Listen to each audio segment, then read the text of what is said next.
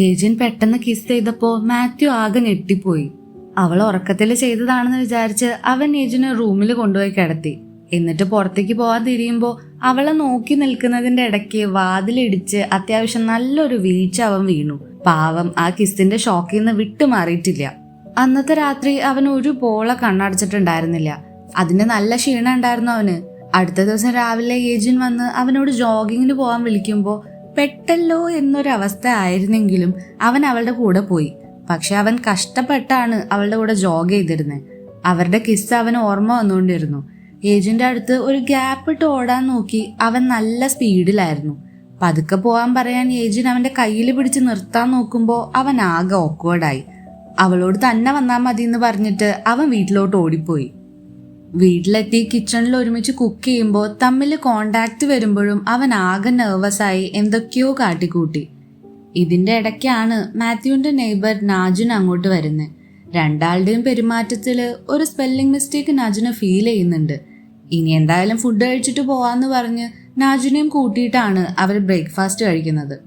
നാജുനും മാത്യുവും വർഷങ്ങളായിട്ട് പരിചയമുള്ള ആൾക്കാരാണല്ലോ. കഴിച്ചുകൊണ്ടിരിക്കുമ്പോൾ അവർ രണ്ടാളും നാജുന്റെ അനിയത്തി സോമീനെ കുറിച്ചും പല കാര്യങ്ങളും നല്ല ക്ലോസ് ആയി സംസാരിക്കുന്നത് കാണുമ്പോൾ ഏജിൻ ജലസ് ആവുന്നുണ്ട്. നാജുനും പണ്ട് തൊട്ടേ മാത്യുവിനെ ഇഷ്ടമായിരുന്നു. മാത്യു ഏജിനെ നോക്കുന്നത് കാണുമ്പോൾ അവൾക്കും അത്ര പിടിക്കുന്നില്ല. ഇതിനിടെ എറിക്കിന്റെ PA അവനോട് 2 മണിക്കൂറിനുള്ളിൽ ഫ്രാൻസിലേക്കുള്ള ഫ്ലൈറ്റ് ഉണ്ടെന്ന് അവനെ ഓർമ്മിപ്പിക്കുന്നുണ്ട്. പക്ഷെ എറിക്ക് ഫ്രാൻസിലോട്ട് പോകാണ്ട് HIT കമ്പനിയിലേക്ക് പോയി. അവിടെ ഡയറക്ടറോട് ഏജിനെ വീണ്ടും തിരികെ കൊണ്ടുവരണം, അല്ലെങ്കിൽ ഞങ്ങളുടെ കമ്പനി ഇനി നിങ്ങളുമായിട്ട് കോപ്പറേറ്റ് ചെയ്യാൻ ഉദ്ദേശിക്കുന്നില്ല എന്ന് പറയുന്നുണ്ട്. വൈകുന്നേരം ഏജിൻ മാത്യുവിന് ഫുഡ് ഉണ്ടാക്കി കൊടുത്തു. ഓംലെറ്റ് പോലെ എന്തോ ആയിരുന്നു. മാത്യു കഴിക്കുമ്പോ മുട്ടത്തൊണ്ടൊക്കെ കടിക്കുന്നുണ്ടായിരുന്നു. എന്നാലും നല്ലതാന്ന് പറഞ്ഞ് കഴിക്കായിരുന്നു അവൻ. അവന്റെ മുഖം കണ്ടിട്ട് സാധനം കൊള്ളില്ലാന്ന് മനസ്സിലായപ്പോ ഏജിൻ അതെല്ലാം കളയാൻ പോകുമ്പോ മാത്യു അവളെ തടയാൻ നോക്കി. അതിന്റെ ഇടയ്ക്ക് അവൻ വീണ്ടും ടേബിളിൽ ഇടിച്ചു. അത് കണ്ട ഏജിൻ, നീ ഇന്നലെ വാതിലിൽ ഇടിച്ചു വീണല്ലോ, എന്താ അങ്ങനെ ശ്രദ്ധിക്കാതെ നടക്കണേന്ന് പറഞ്ഞതോടെ രാത്രി നടന്നതൊക്കെ അവൾക്ക് നല്ല ഓർമ്മയുണ്ടെന്ന് മനസ്സിലായി. പെട്ടൂന്ന് മനസ്സിലായപ്പോ ഏജിൻ വേഗം അവിടുന്ന് തടി തപ്പി.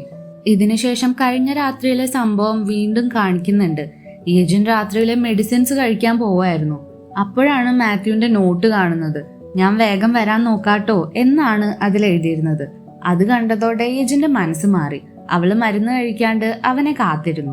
മാത്യു വീട്ടിലെത്തിയപ്പോ അവൾക്ക് എന്താ ചെയ്യേണ്ടെന്നൊരു പിടിയില്ലാണ്ടായി. അപ്പൊ അവള് ഉറങ്ങണ പോലെ അഭിനയിച്ചു. അവൻ അടുത്ത് വന്നപ്പോ ഐ മിസ്ഡ് യു എന്ന് പറഞ്ഞ് അവനെ കിസ് ചെയ്തു. പിന്നെ വീണ്ടും ഉറങ്ങുന്ന പോലെ ഏജിൻ കിടന്നു.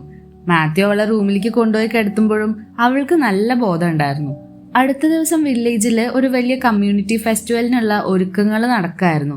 വില്ലേജിലെ 2 ടീമുകൾ തമ്മിൽ മത്സരിച്ച് ജയിക്കുന്നവർക്ക് TV ആണ് സമ്മാനമായിട്ട് കിട്ടുക.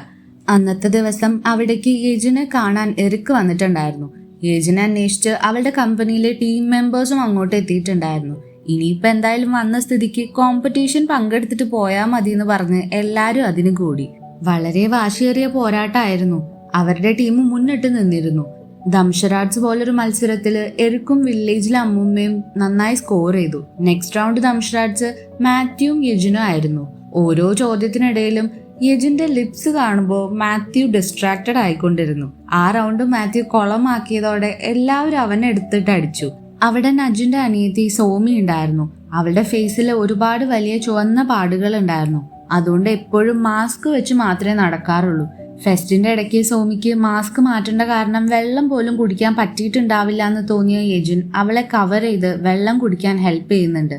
ഇതൊക്കെ നജുൻ ശ്രദ്ധിക്കുന്നുണ്ടായിരുന്നു. അവസാനത്തെ റിലേ റേസില് മാത്യു യജിന് ബാറ്റൺ കൊടുക്കാണ്ട് ഫിനിഷിംഗ് ലൈൻ ആയിട്ട് നിർത്താതെ ഓടിക്കൊണ്ടിരുന്നു. അതുകൊണ്ട് അവരുടെ ടീം ഡിസ്ക്വാളിഫൈ ആയി മറ്റേ ടീം ജയിച്ചു. ഇതിനുശേഷം എറിക്ക് വീണ്ടും യജിനോട് സംസാരിച്ച് HITലേക്ക് തിരിച്ചു വന്നൂടെ എന്ന് ചോദിച്ചായിരുന്നു. ഇപ്പൊ എവിടേക്കും പോവാൻ റെഡി ആയിരുന്നില്ല അവള്. വില്ലേജ് ലൈഫ് അവളിൽ ഉണ്ടാക്കിയ മാറ്റം അവൾക്ക് നല്ല ബോധ്യം ഉണ്ടായിരുന്നു. അത്രയും കാലം അവളൊരു മെഷീൻ പോലെ പണിയെടുക്കുകയായിരുന്നു. ഇപ്പോഴാണ് അവൾക്ക് കുറച്ചെങ്കിലും റെസ്റ്റ് കിട്ടിയത്, സമാധാനമായിട്ട് ജീവിക്കാൻ തുടങ്ങിയത്. യജിൻ തിരിച്ചു വരുന്നത് വരെ അവൻ വെയിറ്റ് ചെയ്യുമെന്നും എറിക്ക് പറഞ്ഞു. അതേസമയം നാജിൻ മാത്യുവിനെ മാറ്റി നിർത്തി സംസാരിക്കുന്നുണ്ട്. നാജിൻ അവളുടെ ഫീലിങ്സ് മാത്യുവിനോട് കൺഫസ് ചെയ്തു.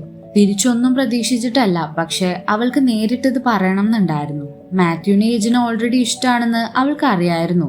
അവൻ ഇന്ന് യജിന്റെ അടുത്തുനിന്ന് കണ്ണെടുക്കാതെ നോക്കിയിരുന്ന കാര്യം അവള് പറഞ്ഞു.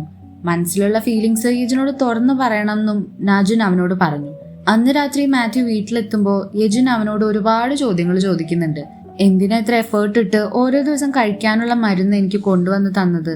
എന്തിനാ എനിക്കൊരു ഷെഡ്യൂൾ ഉണ്ടാക്കി തന്നതും ഈ വീട്ടിലെ കോർണേഴ്സ് എല്ലാം കവർ ചെയ്തതും? എന്തിനാണ് എന്നെ ഇത്രയും കെയർ ചെയ്ത് ഇവിടെ നോക്കുന്നതെന്നൊക്കെ. ഇതിനൊക്കെ മറുപടിയായിട്ട് ലീ ചോദിക്കുന്നത് ഒരൊറ്റ ചോദ്യമാണ്, ഇന്നലെ നീ എന്തിനാ എന്നെ കിസ് ചെയ്ത്? അപ്പോ യജിൻ എല്ലാ കാര്യങ്ങളും തുറന്നു പറഞ്ഞു. അവൾ അവനെ കാത്തിരിക്കായിരുന്നു എന്നും പെട്ടെന്ന് അവൻ വന്നപ്പോൾ നെർവസ് ആയിപ്പോയി, അങ്ങനെയാണ് അതൊക്കെ സംഭവിച്ചതെന്നും. അടുത്ത ദിവസം അവൻ വളരെ ഓക്വേർഡ് ആണെന്ന് മനസ്സിലായോണ്ടാണ് പിന്നെ യജിനും അതിനെക്കുറിച്ചൊന്നും സംസാരിക്കാതിരുന്നത്. യജിൻ അവളുടെ ഫീലിങ്സ് എല്ലാം ഓപ്പൺ ആയിട്ട് മാത്യുവിനോട് പറഞ്ഞപ്പോൾ പിന്നെ അവനും മറച്ചു വയ്ക്കാൻ പറ്റിയില്ല. അവൻ യജിനെ കിസ് ചെയ്തു. അവിടെയാണ് എപ്പിസോഡ് 7 അവസാനിക്കുന്നത്. ഈ എപ്പിസോഡിനൊരു പ്രത്യേകതയുണ്ട്. എന്താണെന്ന് മനസ്സിലായവർ കമന്റിൽ പറയണേ. അപ്പൊ പിന്നെ കാണാം. ബൈ.